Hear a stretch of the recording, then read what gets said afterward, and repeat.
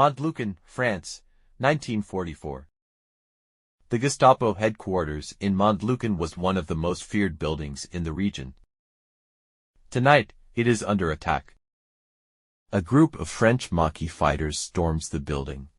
In the firefight that follows, 38 Gestapo officers are killed. Leading the operation is not a hardened career soldier. Not a decorated general, not even a man. It is a 31-year-old Australian woman in a beret, with a cigarette and a Sten gun. The Gestapo had spent for years hunting her. They had tapped her phones, followed her through 6 countries, put a 5 million franc bounty on her head.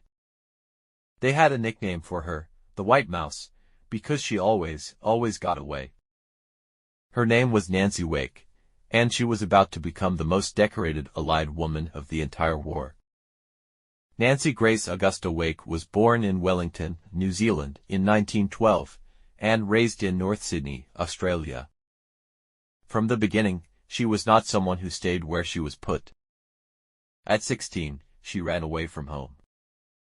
She worked as a nurse to save money.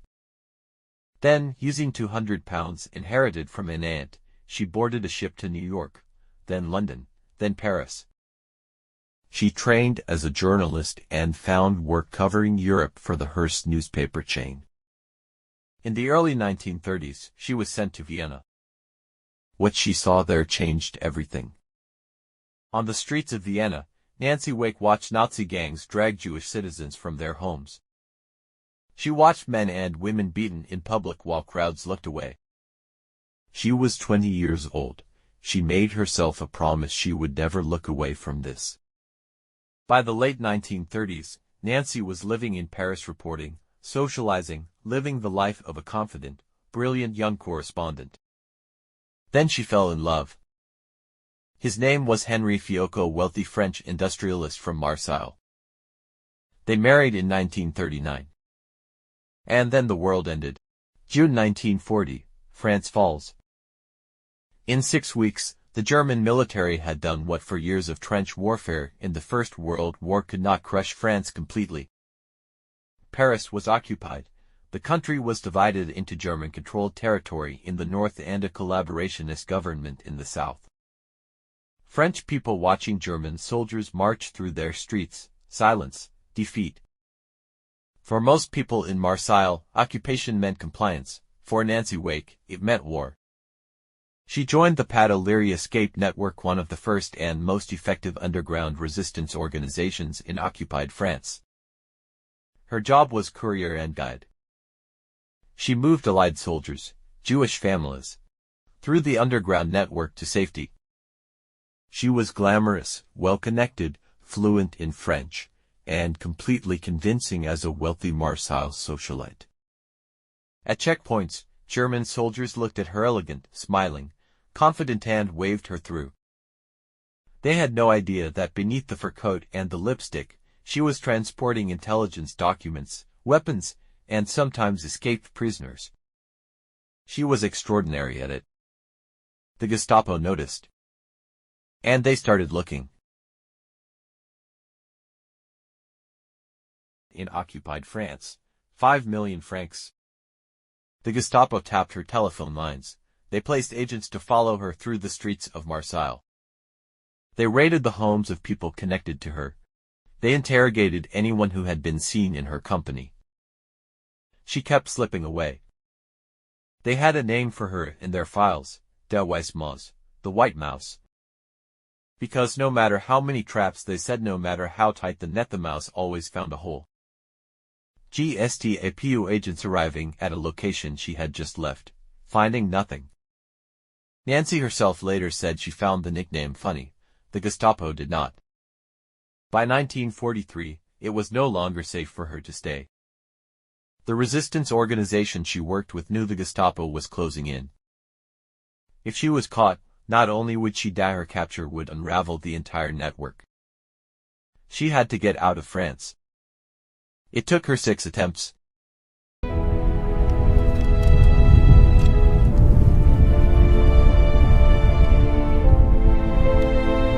The escape route out of southern France ran through the Pyrenees mountains, a brutal, high-altitude crossing over some of the most unforgiving terrain in Europe.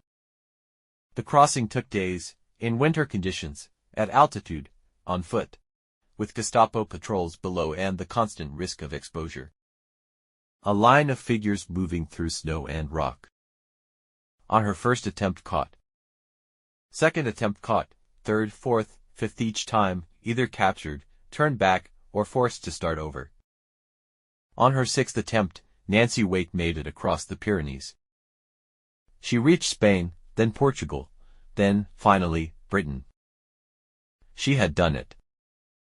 But the moment she arrived, she learned something that shattered her. Her husband, Henry Fiocca, had been captured by the Gestapo. They had tortured him for months, trying to find out where his wife was. Henry Fiocca told them nothing, not a single name, not a single location. He was executed in 1943. Nancy did not find out until the war ended. She blamed herself for the rest of her life.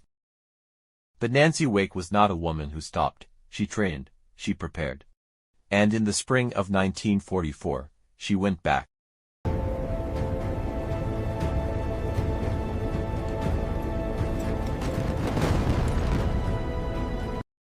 Nancy Weisse joined the Special Operations Executive, Britain's clandestine warfare organization, tasked with supporting resistance networks across occupied Europe. So training was brutal by design: weapons, explosives, radio operation, parachuting, hand-to-hand combat. Training montage. Nancy Weisse completed all of it. On the night of April 29 to 30, 1944, she boarded a plane over Britain. And jumped. A figure in the dark sky, a parachute opening. She landed in the Auvergne region, but not cleanly. Her parachute caught in the branches of a tree. A French resistance fighter named Henri Tardivat appeared below her. I hope all the trees in France bear such beautiful fruit this year. Cut out that bullshit and get me out of this tree. Both of them disappearing into the forest. The Weisse Maus was back.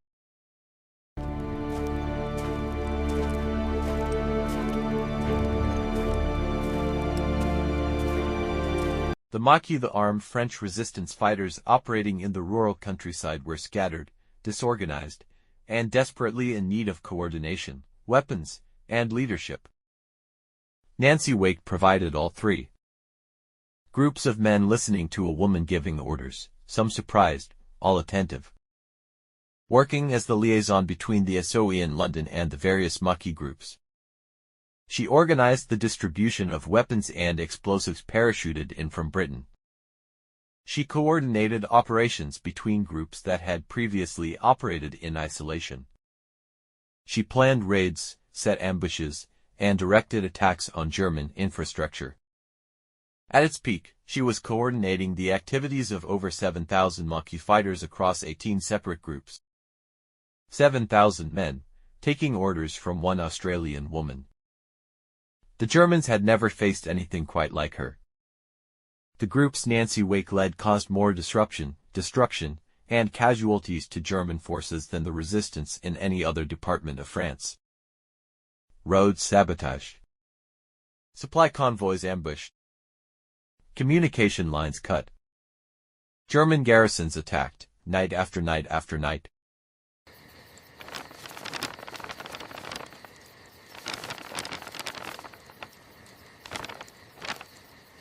In June 1944, just as the Allied D-Day landings were beginning on the Normandy beaches, Nancy's radio codes were lost during a German sweep of the area. Without the codes, her network could not communicate with London. They couldn't receive orders, request weapons drops, or coordinate with the Allied command. Effectively, they were blind.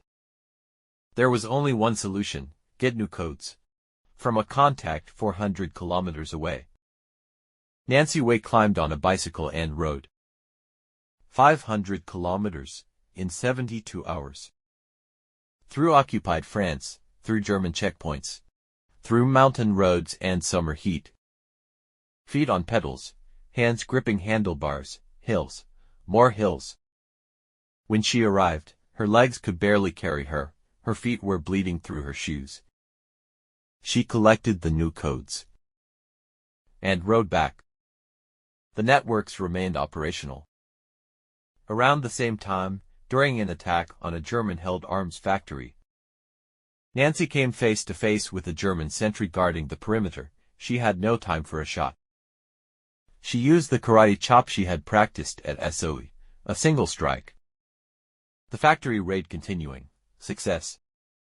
According to these maps, the drop zone is compromised. We must reroute through the forest path by 0300 hours. Running 7,000 men in a clandestine operation meant one constant threat beyond the Germans. Informers. A young woman in the camp, watching, listening a little too carefully. Nancy Wake grew suspicious. Information was leaking. She conducted her own interrogation. The woman was a German spy. Nancy Wake ordered her execution. The men around her hesitated. Killing a woman was different. Nancy Wake told them that if they wouldn't do it, she would. They did it. She understood something the others were still learning, that sentiment in wartime got people killed. The Gestapo headquarters in Montlucan, night. The operation begins. The raid on the Gestapo headquarters. Nancy's operation, her plan, her leadership. 38 Gestapo officers killed, the headquarters dismantled. The White Mouse had walked into the center of the spider's web and walked back out.